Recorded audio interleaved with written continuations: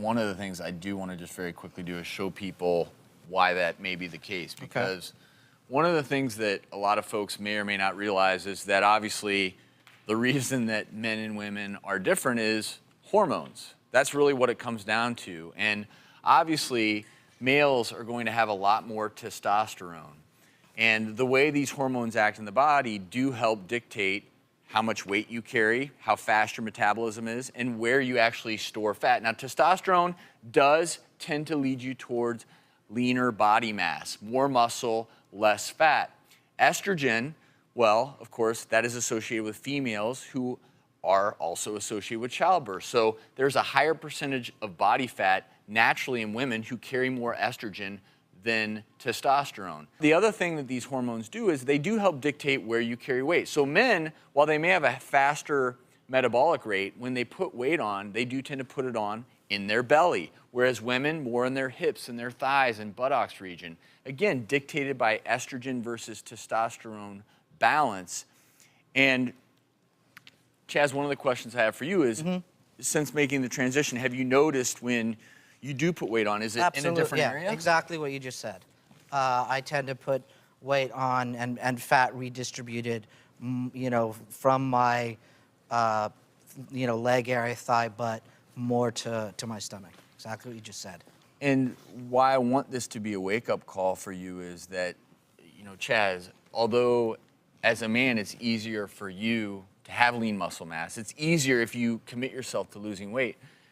You know, the fat that we carry around our abdomens is more dangerous fat than anywhere else. Yep. You know, the fat that you carried around your hips and thighs, that's actually in some ways thought to be a repository.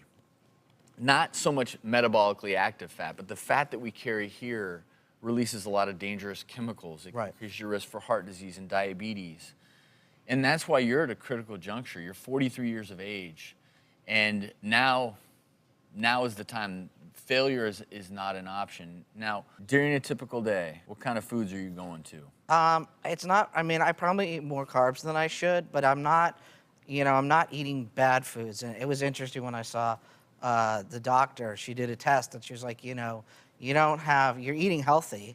I'm just eating too much. You know, my portion control is just not where it should be. So now you have an understanding and a sense for what you're doing wrong. What do you think the biggest challenge on this journey will be? Consistency with it. You know, I travel a lot for work. I speak around the country a lot and do stuff, and that's always been a really hard place for me. I'll be, you know, eating really well, cooking a lot myself, eating great, losing weight, and then I go on a trip and it flies out the window, and instead of like coming home and getting back on the stick, you know, I just won't.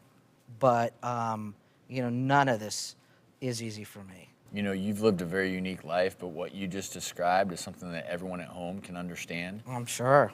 What's the hardest part of it, talking about this? I don't know. I mean, I think it just really hits at like some of those core issues from my childhood that, you know, I haven't, you know, really dealt with. And I mean, I think there's a certain just shame about it.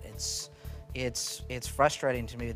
I have been able to deal with so many things, and you know, I've had help with those things too, but to like, you know, get as far as I have and still have this issue that has felt so out of control for me, and to kind of admit that to people, it's tough.